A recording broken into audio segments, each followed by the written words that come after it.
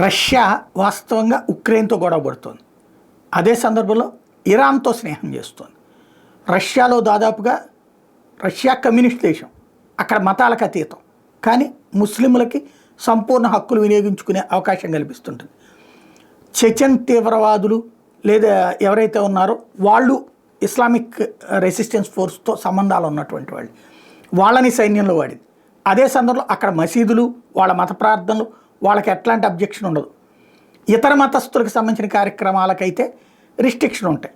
క్రిస్టియన్స్ది దాంట్లో ఆల్రెడీ ఈయన కూడా క్రిస్టియన్ పుతిన్, కాబట్టి ఆ కార్యక్రమాలు అవి నడిచిపోతుంటాయి.